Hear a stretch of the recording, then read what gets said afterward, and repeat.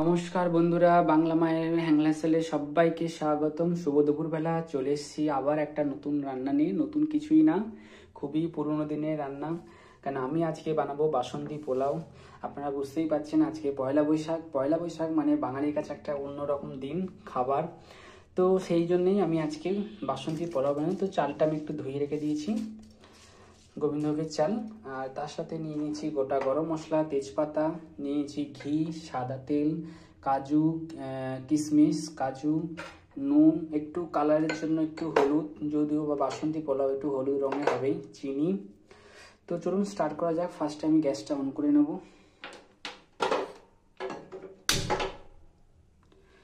তো দেখতেই পাচ্ছেন বন্ধুরা, আমার গ্যাসটা অন করে নিয়েছি, কড়াটা গরম হয়ে গেছে।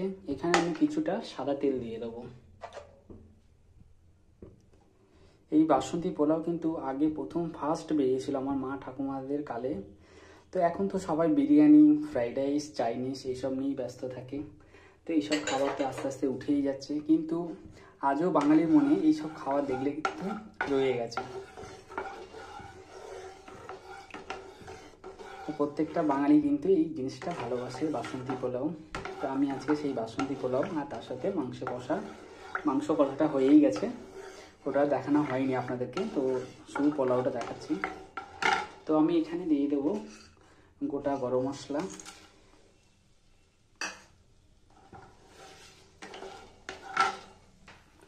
তো দেখতেই পাচ্ছেন। এবার আমি ধুয়ে রাখা চালটা দিয়ে দেবো।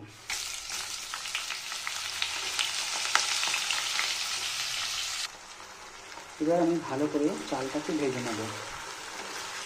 ততক্ষণই ভাজবো যতক্ষণ আমি চালের গা থেকে তেলটা ছাড়ছি। এখানে আমি দিয়ে দেবো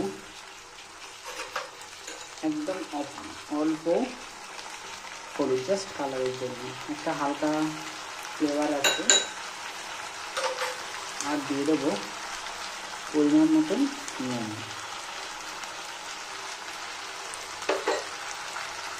তো বন্ধুরা দেখতেই পাচ্ছেন এটা ভাজা ভাজা মতন হচ্ছে। তো আমি একটা জিনিস আপনাদেরকে দেখাতে ভুলে গেছি, সেটা হলো একটু আদা দিয়ে দেবেন। আপনারা দিতেও পারেন বা নাও দিতে পারেন, একটু আদা দিলে একটু অন্যরকম গন্ধ লাগে। তো আমি একটু অল্প করে আদা দিলাম। এবার এটাকে ভালো করে খুব সুন্দর করে নাড়াচাড়া করে ভেজে নিতে হবে। একটু গ্যাসটা সিম করে ভেজে নেবেন। তো দেখতেই পাচ্ছেন বন্ধুরা, চালটা আমার ভাজা ভাজা এখন হয়ে গেছে। এখানে আমি দিয়ে দেবো কাজু আর দিয়ে দেবো কিশমিশ। এটাকে একটু ভালো করে নাড়াচাড়া করে জল দিয়ে দেবো। এই রান্নাটা কিন্তু খুবই পুরনো দিনের রান্না। আগে আমরা খেয়েছিলাম পেতলের হাঁড়িতে করে বানাতো সবাই, মা ঠাকুমারা দেখতাম পোলাও। এখন তো বিরিয়ানি, ফ্রাইড রাইস চলে এসছে, কিন্তু এই স্বাদ একটা আলাদা। এই যে একটা স্বাদ মাটনের সাথে বা খাসির মাংসের সাথে পোলাও, এর স্বাদই অন্যরকম। তো আমি সেটাই আজকে বানাচ্ছি। তো চলুন আমি এখানে জল দিয়ে দেবো।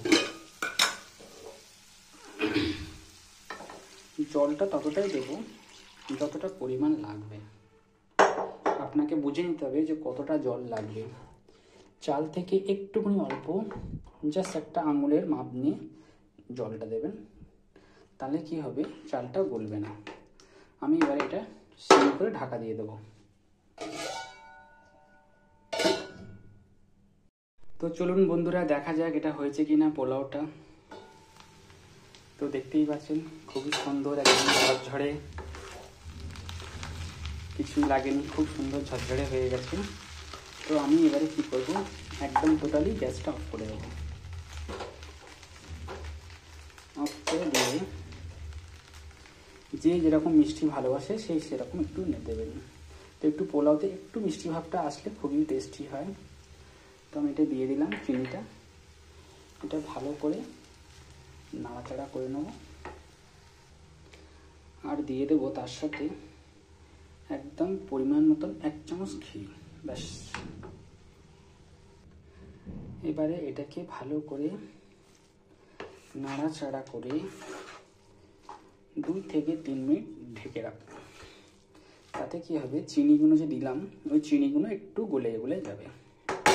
তো চলুন আমি একটু 2 থেকে 3 মিনিট ঢাকা দিয়ে রাখবো। তো চলুন বন্ধুরা দেখা যাক এটা হয়েছে কিনা। তো দেখতেই পাচ্ছেন এটা আমি এবার নামিয়ে ফেলবো। একদম পারফেক্ট হয়ে গেছে, ঝুরঝুরে, খুবই অল্প সময়ের মধ্যে চটপট একটা পূর্ণ রান্না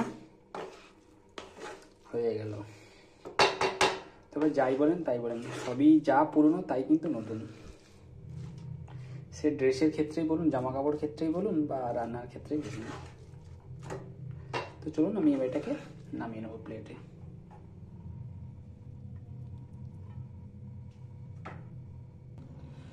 তো দেখতেই পাচ্ছেন বন্ধুরা আমার বাসন্তী পোলাও রেডি একদম। তো এর সাথে কিন্তু মাংস বা মাছের কালিয়া খেতে খুবই দারুণ লাগে। তো আমি মাংসের কালিয়া নিয়ে নেব, মাংস কষা আর মাছের কালিয়া নিয়ে নেব, দুটোই নিয়ে নেব, খেয়ে নেব। তো আপনারাও চাইলে এরকম চটপট একটা রেসিপি বানিয়ে নিতে পারেন বাড়িতে, খুবই অল্প সময়ের মধ্যে শর্টকাটে বাসন্তী পোলাও।